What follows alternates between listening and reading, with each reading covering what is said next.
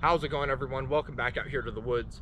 Pay no mind to the people that may be working behind me. Those are the landowners here on this piece of property. But today, for the Modern Mountain Man project, we're going to be talking about what may be one of the most useful tools for a modern day or one of the actual original mountain men. That'd be an axe or a hatchet. Now, of course, I have a full-size axe here. This one is an American axe, a 4-pounder. Put a handle on it, cleaned it up, restored it. Looking really nice. One of the benefits to using your axes is that you get this really nice golden color on the handles and the grain really pops like that.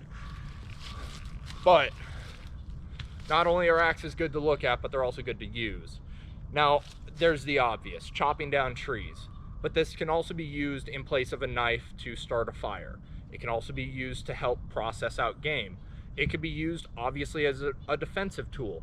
It could be used as a hammer, whether it be to hammer in nails, to hammer in a wedge, hammer in a piece of wood that needs to get jammed into place, what have you. There's tons of uses for an axe beyond just chopping a tree down. But of course, we're talking about axes. We gotta chop a tree down. Axes are without a doubt one of the most important inventions mankind has ever created. Humans have used hand axes for at least 1.5 million years, but the comparatively modern idea of axes with handles didn't come around until about 8,000 years ago.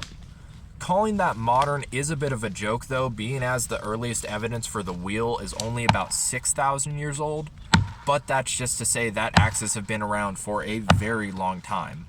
And like I mentioned, that's for a multitude of reasons.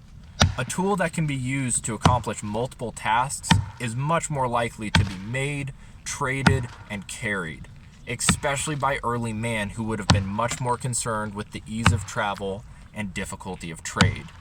And that's not to say that early man had access to much more specialized tools to weigh down his pack, but when we're looking in the modern day to go backcountry camping or hunting or possibly to live, we should be ready to repurpose as many tools as possible in case one goes down.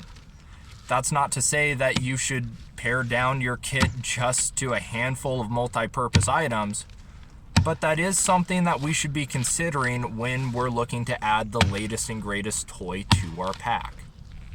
Nowadays, axes are made in a wide range of shapes, sizes, and intended uses. The most common and useful all-around axe would probably be a 3 to 4 pound single bit. For a fully grown adult, that tends to be the sweet spot so you don't feel like the axe is swinging you. And it's also a great weight not just for chopping, but also splitting and hammering. And that's why most wedge banging axes that I talk about are generally within that 3.5 to 4 pound range. But the two axes most people may take out into the backcountry with them are most likely to be a hatchet or a boy's axe. I'm lumping those two together because they can more or less accomplish the same tasks.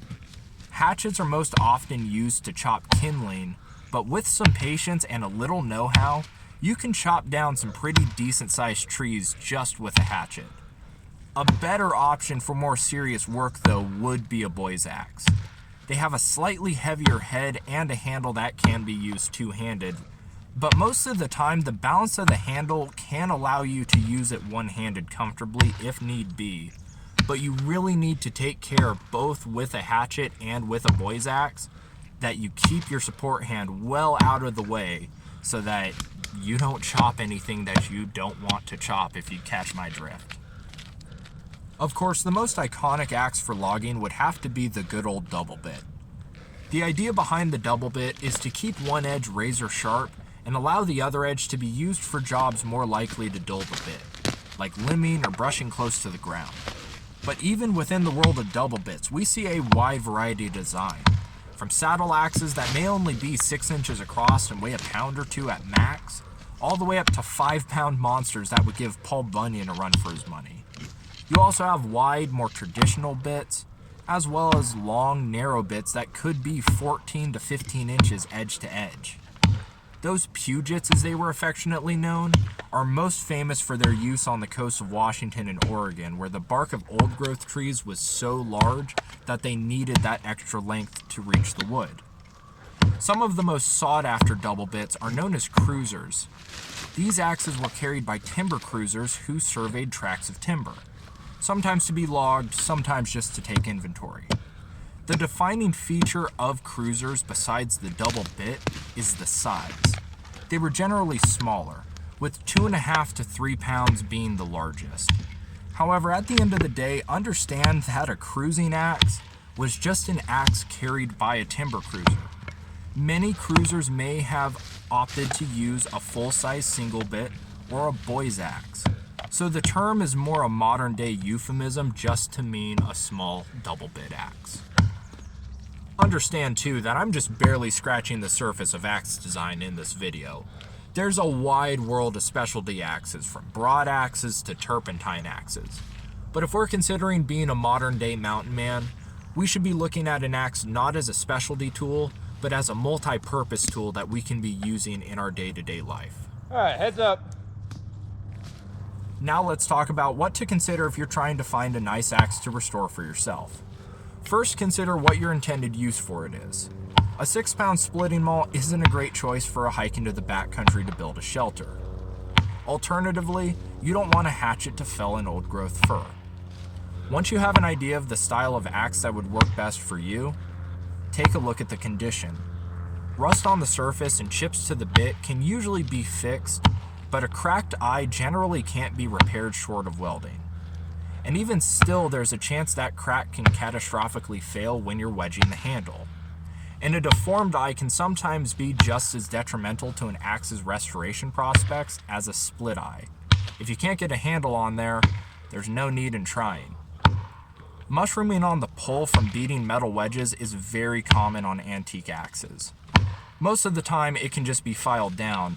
Just make sure again that the eye isn't deformed. Sometimes this mushrooming can actually work to your advantage if you're making a wedge banger, but at the very least, make sure that you file down any chips that may be forming. There's no need to lose an eye. Brand and markings are probably the two coolest parts about vintage axes. There's a wealth of information online for you to research not just the history of the tools, but also their makers. It's really incredible to be able to use something made well over 100 years ago for its intended purpose. A few name brands that come to mind that you should watch out for would be the American Axe and Tool Company, Warren, Mann, Kelly, Plum, Sager, and Collins, just to name a few. But there's a laundry list of manufacturers from the heyday of American axe manufacturing. Many of these makers not only stamp their name, but also the weight and sometimes the model, or even a neat design on the sides of these axes. That said though, many no-name axes can still make great workhorses. But if you plan on collecting, you should familiarize yourself with how to identify the older heads by the way they were manufactured. Once you figure it out, it really isn't too hard to tell. Some lumber companies also paid to have their logo or initials engraved into their heads, so the employees with sticky fingers couldn't just walk out of the camp with one of the company's axes.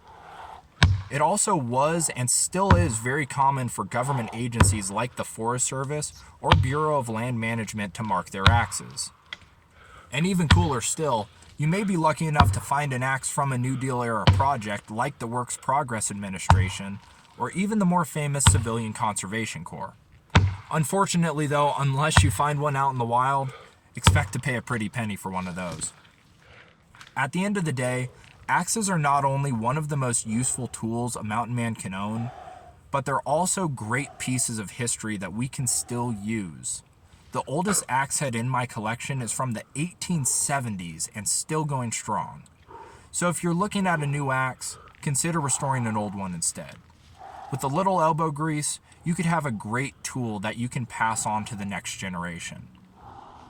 If you have any questions on restoration, feel free to leave them down below in the comments and I will do my best to get back to you.